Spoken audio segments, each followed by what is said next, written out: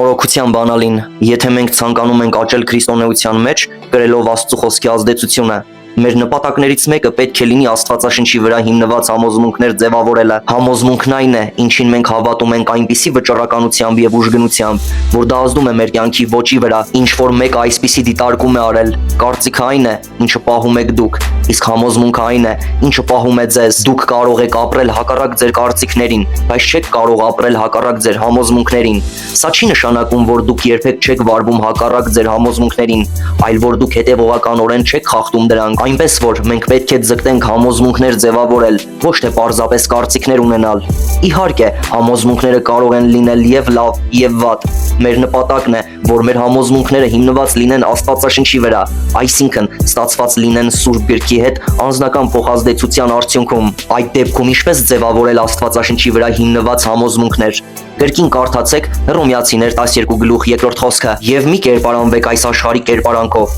այլ նորոգվեք ձեր մտքի նորոգությամբ, որ դուք քննեք, թե ինչն է Աստծո կամքը, բարին, հաճելին եւ կատարյալը։ Հռոմեացիներ 12:2 խոսք։ Դիտարկելով այս սուրբ գրային հատվածը, առաջին բաներից մեկը, որ տեսնում ենք, այն է, որ Պողոսը հակադրեց մտքի նորոգությամբ նորոգվելը այս աշխարհի կերպարանքին կերպարանվելուն։ Նա ենթադրում է, որ գոյություն ունի միայն երկու տարբերակ՝ մեր համոզմունքները եւ արժեքները գալու են մեր շրջապատող հասարակությունից, այս աշխարհից, կամ դրանք գալու են Աստվածաշնչից, այն չափով, որ մեր միտքը նորոգվում է Աստծո խոսքով։ Երրորդ տարբերակ չկա։ Առաջին Սաղմոսի հեղինակը նմանատիպ կերպով է ներկայացնում այս ճշմարտությունը։ Երանելի այն մարդը, որ ամբարիշտների խորհրդի համաձայն չի գնում եւ մեղավորների ճանապարհի մեջ չի կանգնում եւ ծանր անողների աթոռի վրա չի նստում, այլ նրա կամքը Տիրոջ օրենքի մեջ է եւ ցերեկ ու գիշեր նրա օրենքի մասին է մտածում։